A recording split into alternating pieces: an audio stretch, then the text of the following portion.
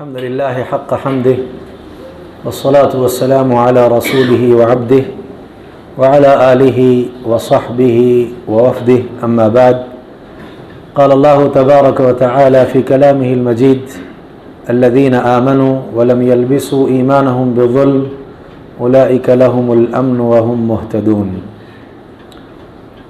اللہ تعالیٰ کے کلام سے ایک آیت کریمہ کو آپ کے سامنے میں نے بھی اس وقت پیش کیا ہے۔ حقیقت اور سچی بات تو یہ ہے کہ ایک تجربہ کار بزرگ، ایک بڑے ادارے کے فارغ، جنہیں آپ نے طلب کر کے ان سے بہت کچھ تجرباتی باتیں، علمی باتیں، دینی باتیں سننے کا ارادہ کر رکھا ہے، وہ میرا خیال یہ ہے کہ ہنگامی ہمارے یہاں کے پروگرام کے تحت ایک موقع ہمیں کچھ بولنے کا مل گیا۔ اب ان کا ایک تفصیلی وقت، اس میں سے کچھ وقت مجھے ہاتھ آیا ہے یا مجھے مل گیا۔ میں نہیں چاہتا کہ ان کے اور آپ کے درمیان میں زیادہ دیر تک حائل رہوں۔ بہت مختصر سے وقت میں چند باتیں اس گزارش کے ساتھ میں آپ کے سامنے رکھوں گا کہ باتوں کو آپ تمام ضبط ذہن کریں گے اور جو باتیں عمل سے متعلق ہوں گی ان پر عمل پیرا ہونے کی بھرپور کوشش کریں گے۔ اللہ مجھے آپ سب کو اس کی توفیق عطا کرے۔ باتوں کو پوری توجہ سے آپ سنیں گے اور درمیان میں بہت ممکن ہے میں کسی سے سوال بھی کر لوں، پوچھ بھی لوں کہ میں نے کیا کہا ہے۔ اللہ کے کلام سے ایک آیت کریمہ کی میں نے تلاوت کی۔ جی کچھ کہنا چاہتے ہیں تو مجھے کہیے، کچھ ہے؟ نہیں تو پوری توجہ سے باتیں سنیں، میری بھی اور شیخ کی بھی، دیگر کی بھی، ٹھیک ہے؟ پوری توجہ میری طرف رکھیں آپ۔ سب سے پہلی بات جس کو ذہن میں رکھنے کی ضرورت ہے وہ کیا ہے کہ اسلام ہی اللہ تعالیٰ کے نزدیک دین ہے۔ دلیل کیا ہے اس کی؟ اللہ قرآن میں فرماتے ہیں ان الدین عند اللہ الاسلام، ٹھیک ہے نا؟ تو اسلام ہی اللہ کے نزدیک دین ہے اور دلیل بھی اس کی آ گئی۔ دوسری بات، اسلام جو اللہ کے نزدیک دین ہے وہی کامل مکمل دین ہے اور اللہ تعالیٰ نے اس کے ذریعے ہم پر اپنی نعمتوں کو تمام کر دیا ہے۔ دلیل کیا ہے اس کی؟ اللہ قرآن میں فرماتے ہیں اليوم اکملت لکم دینکم واتممت علیکم نعمتی ورضیت لکم الاسلام دینا۔ آج کے دن میں نے تمہارے لیے تمہارے دین کو کیا کر دیا ہے؟ مکمل کر دیا، اور اپنی نعمت کو تم پر میں نے کیا کر دیا ہے؟ تمام کر دیا ہے۔ تو معلوم یہ ہوا کہ اسلام ہی اللہ کے نزدیک دین ہے، اور یہی اسلام جو اللہ کے نزدیک دین ہے یہ کامل دین ہے، مکمل دین ہے۔ اس کے ذریعے اللہ نے اپنی نعمتوں کا اتمام کر دیا ہے ہم پر۔ دلیل اس کی بھی آ گئی۔ تیسری بات کی طرف چلتے ہیں۔ جو کامل دین ہے، مکمل دین ہے، اسلام جو اللہ کے نزدیک دین ہے، یہی اللہ تعالیٰ کے یہاں قابل قبول ہے، اس کے علاوہ کوئی دین قابل قبول نہیں ہے۔ دلیل کیا ہے اس کی؟ اللہ قرآن مجید میں فرماتے ہیں وَمَن يَبْتَغِ غَيْرَ الْإِسْلَامِ دِينًا فَلَن يُقْبَلَ مِنْهُ وَهُوَ فِي الْآخِرَةِ مِنَ الْخَاسِرِينَ۔ اب اگر کوئی بھی انسان اس دین کو چھوڑ کر کے کوئی اور دین اختیار کرتا ہے اور اس کے ساتھ رب سے ملاقات کرتا ہے تو ایسا انسان آخرت میں تو خسارہ پانے والا ہے اور اس سے وہ دین قبول نہیں کیا جائے گا۔ فَلَن يُقْبَلَ مِنْهُ وَهُوَ فِي الْآخِرَةِ مِنَ الْخَاسِرِينَ۔ تین باتیں اب تک ہو گئی ہیں کہ اسلام ہی اللہ کے نزدیک دین ہے، دلیل واضح ہو گئی، اور یہ دین کامل و مکمل ہے، اس کی بھی دلیل آ گئی۔ یہی دین اللہ تعالیٰ کے نزدیک مقبول ہے، قابل قبول ہے، اس کے علاوہ کوئی دین قابل قبول نہیں ہے، اس کے لیے بھی دلیل آ گئی۔ اب آگے چلتے ہیں۔ جو دین ہے، اسلام ہے، اس کو ہم لینا چاہتے ہیں، اسے ہم اخذ کرنا چاہتے ہیں، اسے ہم حاصل کرنا چاہتے ہیں۔ کیسے حاصل کریں گے اسے ہم؟ الکتاب والسنہ، کتاب اور سنت سے اسے حاصل کیا جائے گا۔ کتاب کیا ہے؟ کتاب اللہ کا کلام ہے۔ اللہ قرآن میں فرماتے ہیں لا يأتيه الباطل من بين يديه ولا من خلفه تنزيل من حكيم حميد۔ دیکھا آپ نے؟ دلیل اس کی بھی ہے۔ کتاب اللہ کا کلام، اللہ کے کلام کو ہم کیا کہہ رہے ہیں؟ کتاب کہتے ہیں۔ اسلام کو لینا ہے، دین کو لینا ہے، کہاں سے لیں گے؟ الکتاب سے۔ الکتاب اللہ کا کلام ہے۔ وَإِنْ أَحَدٌ مِّنَ الْمُشْرِكِينَ اسْتَجَارَكَ فَأَجِرْهُ حتى يسمع كلام الله ثم أبلغه مأمنه ذلك بأنهم قوم لا يعلمون۔ مشرکین میں سے بھی کوئی آ کر کے پناہ حاصل کرنا چاہے دو، لیکن ایک کام کرنا ہے نا ان کے پاس، ہمیشہ ان کو شرک کی حالت میں رکھنا کبھی آپ پسند نہ کریں، تو پھر کیا کریں؟ حتی یسمع کلام اللہ، اللہ کا کلام سنائیں ان کو. دیکھیے اللہ کا کلام سنائے، سننے کے بعد بھی وہ اس نتیجے پر پہنچے کہ مجھے میری جگہ پر پہنچا دو اس کو اس کی جگہ پر. بعد میں اللہ کہتے ہیں ذالک بانہم قوم لا یعلمون، یہ ایسی قوم ہے جو سمجھتی نہیں ہے. تو بہرحال معلوم یہ ہوا کہ کتاب اور سنت سے اسلام کو ہمیں لینا ہے. تو کتاب اللہ کا کلام ہے، اس کی بھی دلیل آ گئی، لا یأتیہ الباطل من بین یدیہ ولا من خلفہ. باطل اس کے آگے سے بھی اس کے پیچھے سے بھی اس میں داخل نہیں ہو سکتا. کیوں؟ تنزیل من حکیم حمید. کس نے اس کو نازل کیا ہے؟ اس ذات نے جو حکیم اور حمید ہے، اس نے اس کو نازل کیا ہے نا. تو اس حوالے سے الکتاب، اس سے مراد اللہ تعالیٰ کا کلام. چلیے اب دوسری چیز کیا ہے؟ السنہ. اس سے مراد کیا ہے؟ پہلے مرحلے میں جو اس کا پہلا مفہوم بنے گا، اس کی سنت کے مفہوم میں بڑی وسعت ہے. سنت کا جو پہلا مفہوم بنتا ہے، جیسے کتاب سے مراد اللہ کا کلام، سنت سے مراد اللہ کے رسول صلی اللہ علیہ وسلم کا کلام. اللہ کے رسول صلی اللہ علیہ وسلم کا کلام یہ جو ہے اصل میں سنت سے مراد ہے اور وسعت ہے اس میں. اس کے لیے دلیل کیا ہے؟ دلیل دیکھیے اللہ قرآن میں فرماتے ہیں وَمَا يَنطِقُ عَنِ الْهَوَىٰ إِنْ هُوَ إِلَّا وَحْيٌ يُوحَىٰ. یہ نطق کی بات ہے، کلام کی بات ہے. یہ نبی خواہش نفس سے نطق نہیں کرتے، کلام نہیں کرتے. یہ وحی ہوتی ہے جس کو آپ کے سامنے پیش کرتے ہیں. یہ تو وحی ہے جو ان پر کی جاتی ہے، جس کی وجہ سے وہ نطق کرتے ہیں، وہ کلام کرتے ہیں. تو لہذا کلام نبی کے خواہش کے مطابق یا خواہش نفس سے نہیں ہوتا. یہ بھی کیا ہے؟ اللہ کے رسول صلی اللہ علیہ وسلم کا کلام من جانب اللہ. انشاءاللہ اس کی وضاحت کچھ دیر بعد آئے گی. دو باتیں ہو گئی اب تک. پہلی بات تو یہ کہ اسلام دین ہے اللہ کے نزدیک، دوسری بات ہے کہ دین کامل ہے، تیسری بات ہے کہ یہی قابل قبول ہے. اب اس کو ہمیں لینا ہے تو کہاں سے لیں گے؟ الکتاب والسنہ. کتاب سے مراد اللہ کا کلام، سنت سے مراد اللہ کے رسول صلی اللہ علیہ وسلم کا کلام. سب کے لیے دلیلیں آ گئیں. ٹھیک ہے. اچھا، یہ دونوں کی دونوں چیزیں، اللہ کا کلام بھی اللہ کے رسول کا کلام بھی، دونوں کی دونوں چیزیں وحی ہیں. کیا ہیں یہ؟ وحی.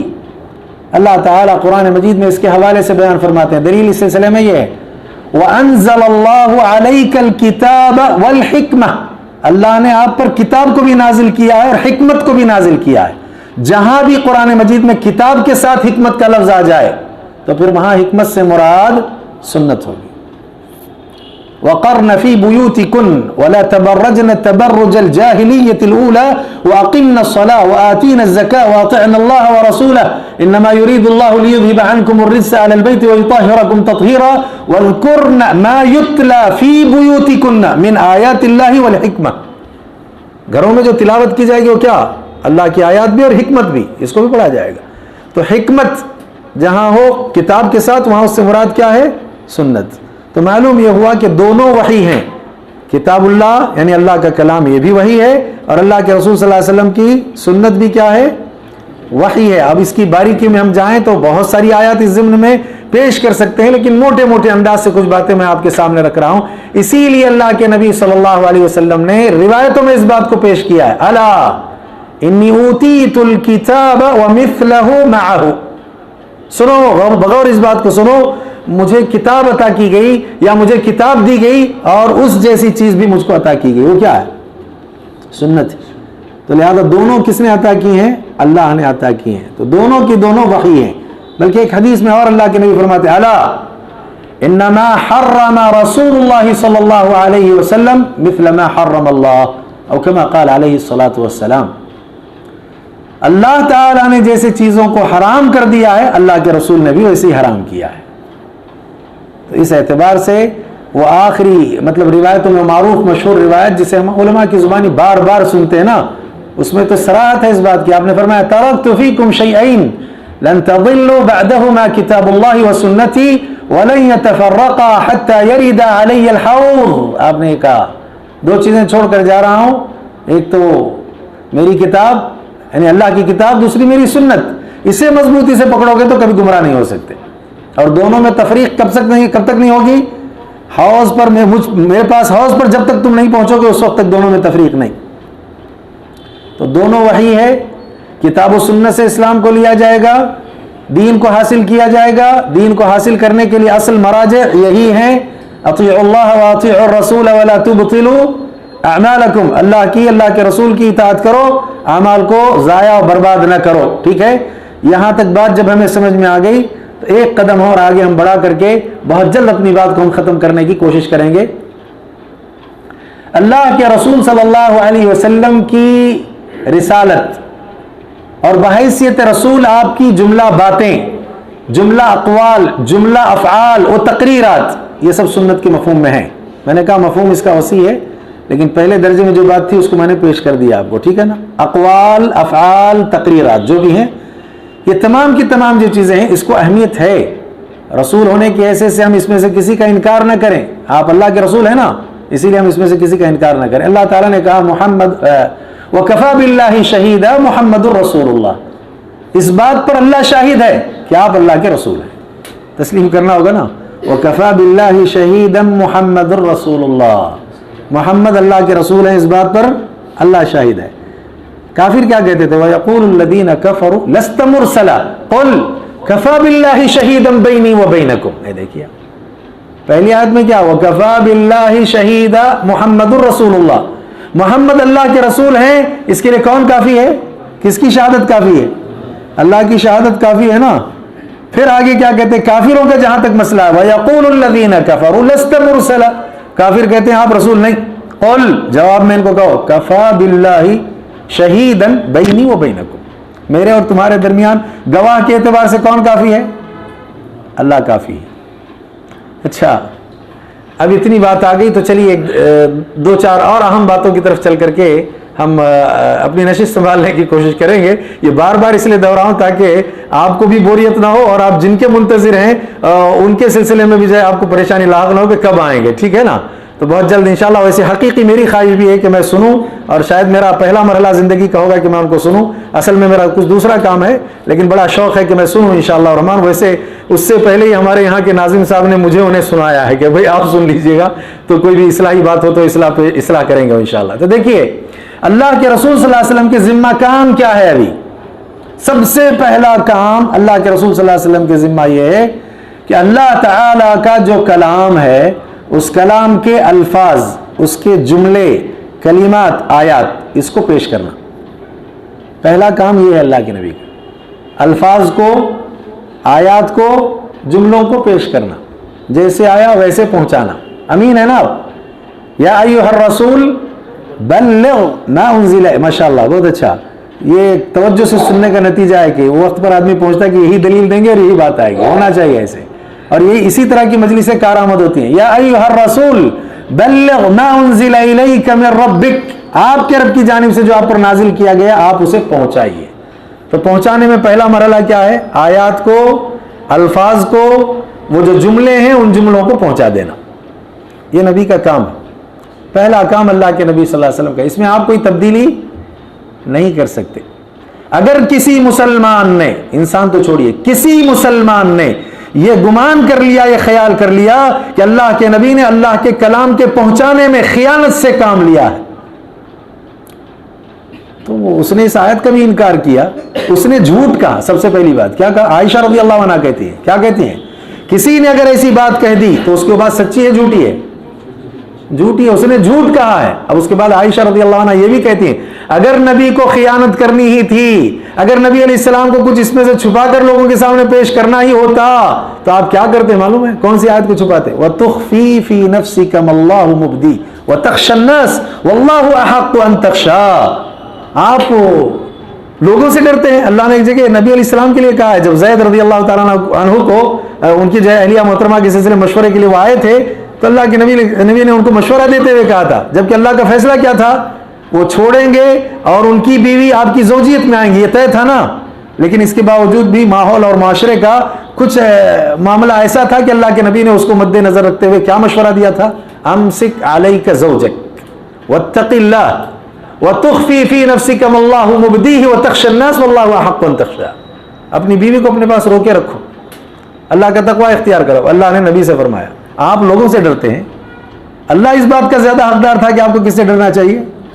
اللہ سے ڈرنا چاہیے. تو اگر چھپانا ہی ہوتا تو عموماً ہمارے معاشرے میں کیا ہوتا ہے؟ جہاں خود کی ذات کی توہین ہوتی ہے ایسی چیزیں چھپائی جاتی ہیں. ہاں ایسا ہی معاشرے میں ہے نا. اور جہاں تعریفیں ہوتی رہتی اس کو پیش کیا جاتا ہے. تو اگر چھپانا ہی ہوتا تو نبی اس کو چھپا لیتے. جب آپ نے امانت کا تقاضا تھا کہ اسے بھی نہیں چھپا سکتے تھے, من وعن آپ نے اس کو پہنچا دیا ہے. اور بھی بہت ساری چیزیں ہیں. عبس وتولى ان جاءه الاعمى, اور کتنی چیزیں آپ پیش کر سکتے ہیں. انك لا تهدي من احببت ولكن الله يهدي من يشاء وهو اعلم بالمهتدين. کتنی جگہ ایسی ہیں. تو اس حوالے سے معلوم یہ ہوتا ہے الفاظ کو پہنچانا, جملوں کو پہنچانا, کلمات اور آیات کو پہنچانا, یہ اللہ کے نبی صلی اللہ علیہ وسلم کا پہلا کام تھا, اور آپ نے اس میں خیانت نہیں کی ہے, اور آپ نے امانت داری کے ساتھ اسے پہنچایا ہے. چلیے اگلا مرحلہ. الفاظ پہنچ گئے, آیات پہنچ گئیں, کلمات بھی آ گئے. تو اللہ تعالی کا جو کلام ہے, اللہ کی جو مراد ہے, اللہ کے نبی کی سنت کے بغیر ہم اسے سمجھ ہی نہیں سکتے. الفاظ آ گئے ہیں نا, کلمات آ گئے, آیات آ گئے, لیکن اب سمجھنا ہے اس کو, تو اب اس کو سمجھنے کے لیے سنت چاہیے. سنت کے بغیر اللہ کی مراد اور اللہ کے مفہوم کو ہم, اللہ تعالیٰ کی مراد کو اور اللہ تعالیٰ کے کلام کو سنت کے بغیر سمجھ ہی نہیں سکتے. ایک ایک مثال دے کر بات کو ختم. کے ساتھ کس کو شامل نہیں کیا؟ ظلم کو شامل نہیں کیا. امن میں یہ لوگ ہیں, یہی ہدایت یافتہ ہیں. چلیے, ظلم کا لفظ استعمال ہوا ہے, صحابہ کرام کو بھی بڑی پریشانی لاحق ہو گئی, اور ایک عام لفظ ہے ظلم. آدمی چھوٹا بھی ظلم کرتا ہے, بڑا بھی ظلم کرتا ہے. ظلم کے مفہوم میں بہت ساری چیزیں شامل ہیں. پریشانی لاحق ہو گئی. اللہ کے نبی صلی اللہ علیہ وسلم کے پاس پہنچے کہ یہ ظلم سے کون بچ سکتا ہے. امن پانے کے لیے ظلم کو ایمان میں نہیں شامل کرنا ہے. تب ایک جگہ تو خود اللہ کہتے ہیں نا, إِنَّ عَرَضْنَا الْأَمَانَةَ عَلَى السَّمَاوَاتِ وَالْأَرْضِ وَالْجِبَالِ فَأَبَيْنَ أَن يَحْمِلْنَهَا وَأَشْفَقْنَ مِنْهَا وَحَمَلَهَا الْإِنسَانُ إِنَّهُ كَانَ ظَلُومًا. انسان کیا ہے؟ ظالم ہے. یہ دیکھیے, ظالم ہے تو ظلم تو ہونا ہے نا. پھر یہاں کیا ہے؟ جو ایمان لا کر کے ایمان کے ساتھ ظلم کو شامل نہ کرے, امن اس کے لیے ہے. تو اس کا مطلب کسی کو امن ملنے والا نہیں. گھبرا گئے, نبی علیہ السلام کے پاس پہنچے تو اللہ کے نبی صلی اللہ علیہ وسلم نے اس کی وضاحت کر دی کہ یہاں ظلم سے مراد شرک. لقمان علیہ السلام نے بیٹے کو جو کہا تھا نا, یا بنی لا تشرک باللہ ان الشرک لظلم عظیم. کیا معلوم ہوا؟ سنت نے اب وضاحت کر دی ہے. اگر یہ سنت نہ ہو تو اللہ کی مراد کو, اللہ کے کلام کو آپ کیسے سمجھ سکتے ہیں؟ معاشرے میں ہمارے یہاں کتنے آج مسلمان ایسے ہیں بڑی ڈٹائی کے ساتھ انکار کرتے ہیں, کیا ضرورت ہے ہم کو سنت کی, اللہ کا کلام ہمارے لیے کافی ہے. نبی نے اس کی طرف اشارہ کرتے ہوئے کہا ایک زمانہ آئے گا پیٹ بھرا انسان, ضرورتیں پوری ہو رہی ہیں, پیسہ آ گیا ہے, کھانے پینے کی ساری سہولتیں آ گئی ہیں, تو لہذا اس کے نتیجے میں اسے فکریں کسی کی نہیں. پیٹ بھرا انسان گاؤں تکیے پر ٹیک لگائے لوگوں سے کہے گا اللہ کا کلام ہے, اس میں جو حلال حلال, اس میں جو حرام حرام, لہذا اس کے علاوہ کو کسی چیز کی ضرورت نہیں. ایسا نہیں ہوگا. اس کے دفاع کے لیے بھی ہمیں کوشش کرنی ہوگی. اس سے پہلے اس موضوع پر بڑا لمبا چوڑا خطاب ہوا ہے ہمارا. تو بہرحال میں یہ کہنا چاہتا ہوں سنت کے بغیر اللہ تعالیٰ کی مراد اور اللہ کے کلام کو ہم سمجھ ہی نہیں سکتے. اب دیکھیں یہاں ظلم کا مسئلہ تھا, صحابہ کرام نے وضاحت طلب کی, اللہ کے نبی نے وضاحت کیا, تو اس کے بعد معلوم ہوا کہ یہاں ظلم سے یہاں مراد شرک ہے. ایسی بہت ساری آیات ہیں. ایک اور آیت اس سلسلے میں لے لیں آپ. اللہ قرآن مجید فرماتے ہیں اذا ضربتم فی الارض فلیس علیکم جناح ان تقصروا من الصلاة ان خفتم ان یفتنکم الذین کفروا. بھئی یہاں تو مذاق ہو گئی. کافروں کی طرف سے اگر تمہیں فتنے میں مبتلا ہونے کا خوف ستا رہا ہو اور تم حالت سفر میں ہو تو کیا کرنا چاہیے؟ قصر کرنا چاہیے نماز میں. ہاں ٹھیک ہے, اب کافروں کی طرف سے فتنے کا خوف نہیں ہے, سفر پر ہیں, قصر کرنا کہ نہیں کرنا ہے؟ بڑا مسئلہ ہے کہ نہیں ہے؟ یہ بڑی مشکل ہے. وہ تو وہاں تو ان خفتم ان یفتنکم الذین کفروا, کافروں کی طرف سے کہ تم آزمائے جاؤ گے, تم جو ہے مصائب سے دوچار کیے جاؤ گے, سفر میں ہو تو قصر کرو. تو آیت تو یہ کہتی ہے, لیکن سنت میں اللہ کے نبی نے کہا یہ صدقہ ہے, ایمان میں ظلم کو شامل نہ کریں. بات واضح ہو گئی کہ اللہ کے نبی کی سنت کے بغیر, اللہ کے نبی صلی اللہ علیہ وسلم کے فرامین کے بغیر ہم اللہ کے کلام کو سمجھ نہیں سکتے. اب اس موضوع کو اگر میں بڑھاؤں اور لمبا ہو جائے گا. اختتامی اعتبار سے ایک لفظ امن آیا ہے, اس امن کے حوالے سے تھوڑی سی وضاحت کرتا ہوں. اولئک لہم الامن, یہی لوگ امن میں ہوں گے. یہاں امن سے کہاں کا امن مراد ہے؟ دنیا کے امن سے کہیں زیادہ آخرت کا امن یہاں مراد ہے. دیکھیں اس سلسلے میں اگر ہم لوگوں کی تقسیم کریں تو 4 قسم کے انسان بنتے ہیں. 4 قسم کے انسان. امن پانے والے اس میں کتنے ہیں اور امن سے محروم کون ہے؟ دیکھیے پہلی جی شیخ ہاں پہلی جو قسم بنتی ہے وہ کیا ہے؟ ایسے اہل ایمان ہیں جن کا عقیدہ بالکل ٹھیک ہے، درست ہے، اور اللہ نے جو حرام کی ہیں چیزوں کو ان سے بھی وہ رکے رہتے ہیں. اللہ اس کے رسول نے جن کو حرام کر دیا ہے اس سے وہ باز آتے رکے رہتے ہیں. حرم اللہ و رسول، جسے بھی اللہ اس کے رسول نے حرام کیا اس سے بھی رک گئے اور عقیدہ بھی ٹھیک ہو گیا. لیکن اس کے بعد ایک اور چیز ان کے اندر ہے، وہ کیا ہے؟ وہ حدیث جو بیان کی گئی نا، لا یسترقون ولا یتطیرون ولا یکتعون وعلی ربہم یتوکلون. وہ لوگ رقیہ نہیں کرتے، شرعی رقیہ نہیں کرتے، داغ سے اپنا علاج نہیں کرتے، بدفالی نہیں لیتے، ہر معاملے میں اللہ پر بھروسہ کرتے ہیں. یہ پہلی قسم کے لوگ ہیں، عقیدہ ٹھیک، حرام کردہ چیزوں سے رک گئے، رقیہ شریعہ بھی نہیں اور داغ سے علاج بھی نہیں، بدفالی بھی نہیں، ہر معاملے میں اللہ پر بھروسہ. تو لہذا امن دیکھیے ان کو کیسے ملے گا؟ بغیر حساب و کتاب کے جنت. یہ امن ہے. اولئک لہم الامن وہم مہتدون. امن ان کے لیے ہے. یہ پہلے قسم کے لوگ ہیں. دوسری قسم کے لوگ کون ہیں؟ ان کا عقیدہ بھی ٹھیک ہے، بہت صحیح ہے، اور حرام کردہ چیزوں سے بھی بچتے ہیں یہ. لیکن جو حدیث ابھی میں نے بیان کی نا، اس میں کیا کرتے ہیں؟ شرعی رقیہ شرعیہ کرتے ہیں. کیا کرتے ہیں؟ لا یسترقون وہاں تھا، یہاں جائز ہے نا، رقیہ شرعیہ کرنا جائز نہیں ہے. لیکن ایمان کا، عقیدے کا، تقوی کا معیار یہ تھا کہ لا یسترقون، نہیں کرتے تھے رقیہ وہ لوگ، لیکن یہاں جائز ہے، کر رہے ہیں. دوسرا مرحلہ، داغ سے علاج کرنا بھی جائز ہے، داغ سے علاج کرتے ہیں. لیکن تیسرا جو مرحلہ نا، بدفالی لینا، نہیں لیتے بدفالی، ہر معاملے میں اللہ پر بھروسہ کرتے ہیں. تو اب ان کے لیے امن کیسے؟ علماء کرام کہتے ہیں یہ بھی اللہ کی بارگاہ میں پہنچیں گے، اللہ تعالیٰ ان سے آسان حساب لیں گے. یہ امن ہے ان سے، جس کو عرض کہتے ہیں نا، پیش ہونا، اللہ کے سامنے پیشی، بس پیشی ہو گئی، اللہ تعالیٰ ان کا حساب آسان لیں گے. ان کے لیے حساب کی آسانی یہ امن کی ایک بڑی اچھی علامت ہے. دوسری قسم یہ ہے کہ ان کے لیے آسان حساب، ان کے لیے حساب و کتاب نہیں، ان کے لیے حساب کتاب ہے لیکن آسان حساب ہوگا، بہت آسان.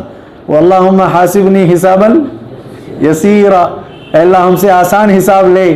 تو لہذا آسان حساب کے لیے یہ ہے کہ اگر ضرورت بہت پیش آ رہی ہے تو آپ اسباب کے بہانے رقیہ شریعہ کر لیجئے، اور اگر کہیں داغ کا بھی مسئلہ آتا ہے تو ٹھیک ہے، گنجائش کا پہلو ہے، لیکن بدفالی نہ لیں. ہر معاملے میں اللہ پر بھروسہ کریں. یہ کرنے کے بعد بھی بھروسہ اللہ پر ہی آپ کا ہونا چاہیے، آسان حساب ہوگا. یہ دوسرے قسم کے لوگ ہیں، امن پانے والے. تیسرے قسم کے لوگ کون ہیں؟ ان کا عقیدہ بھی ٹھیک ہے، ان کا عقیدہ بھی ٹھیک ہے، درست ہے. اچھی طرح سے سنیں آپ، عقیدہ ٹھیک، لیکن اگلی جو بات ہے نا، حرام کردہ چیزوں سے رکنے کی، وہ نہیں رک پائے. وہ کر رہے ہیں، کچھ بڑے بڑے گناہوں کے کام بھی ہو رہے ہیں. اچھا ہو بھی گئے، توبہ کیے بغیر مر گئے. کیسے گئے؟ توبہ کیے بغیر مر گئے. عقیدہ ٹھیک ہے، حرام کردہ چیزیں جو تھی وہ انہوں نے کر لی ہیں، گناہ ہو گئے، بڑے بڑے گناہ ہو گئے، کبائر ہو گئے، توبہ کیے بغیر مر گئے. صغیرہ کا مسئلہ نہیں، صغیرہ کے لیے تو ویسے ہی اللہ تعالیٰ نے بہت سارے راستے بنا دیے. وضو کر لیا آپ نے، نماز پڑھ لیا آپ نے، خیر کے کلمات کہہ دیا، مصافحہ کر لیا آپ نے، بہت ساری چیزیں ہیں نا صغیرہ کے لیے.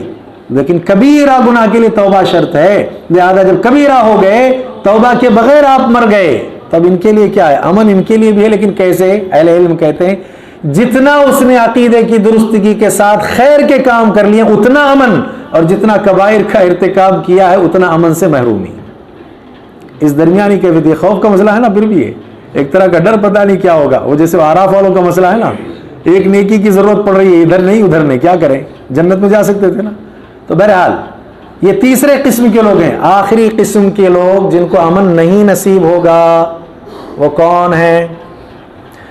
ایسے کافر، ایسے مشرک کہ جن پر حجت پوری ہو گئی، جن پر حجت پوری ہو گئی اور وہ توبہ کیے بغیر مر گئے، تو یہ امن سے محروم ہے، ان کو امن نصیب نہیں ہوگا. تو لہذا اولئک لہم الامن وہم مہتدون، یہ لوگ امن میں ہیں، یہ ہدایت یافتہ ہیں. ضرورت اس بات کی ہے آج کے اس ماحول میں کہ ہم کوشش کریں کہ پہلے زمرے میں ہمارا شمار ہو، نہ تو صحیح کم از کم دوسرے زمرے میں، اور تیسرے زمرے میں اگر آ بھی گئے دنیا میں تو جانے سے پہلے توبہ تو ہونا، سچی توبہ جس کو توبۃ النصوح کہتے ہیں، تو نتیجے میں یہ کہ وہ بھی ختم ہو جائیں گے گناہ، اور اس کے نتیجے میں آخرت میں کامیابی ملے گی۔ لیکن دعا ہمیشہ یہ کریں کہ اللہ کفر سے ہمیشہ ہمیں بچائے رکھے اور ایمان اور اسلام کی حالت پر رکھ کر اسی پر ہمارا خاتمہ فرمائے۔ تو بہرحال میں نے سنت کی اہمیت پر، کتاب و سنت کی اہمیت پر کچھ باتیں بیان کر کے ہم کی تھوڑی سی وضاحت کر دی ہے۔ میں سمجھتا ہوں آج کے اس درس میں میرے لیے، آپ تماموں کے لیے اتنی باتیں کافی وافی ہیں، وگرنہ یہ موضوع اتنا طویل ہے، اتنا اہم اور اتنا لمبا ہے کہ اس کو اور پیش کیا جائے، پھیلا جائے، اور نہ سنت کے حوالے سے دیکھیے عام ہے تو سنت اسے خاص کرتی ہے، مجمل ہے تو سنت تفصیل بیان کرتی ہے، مطلق ہے تو سنت قید کرتی ہے، مقید کرتی ہے، ایسی ساری چیزیں اس میں موجود ہیں۔ اتنی باتیں میرے لیے آپ سب کے لیے کافی وافی ہیں۔ اللہ سے دعا ہے کہ اللہ تعالیٰ جملہ باتوں پر ہم تماموں کو عمل کرنے کی توفیق عطا کرے، ہم تماموں کے جائز ضروریات کو پورا فرمائے، ہر آفت، ہر بلا، ہر مصیبت سے ہمیشہ کے لیے ہم سب کی حفاظت فرمائے۔ ربنا تقبل منا انك انت السميع العليم وتب علينا انك انت التواب الرحيم۔ سبحان ربك رب العزة عما يصفون وسلام على المرسلين والحمد لله رب العالمين۔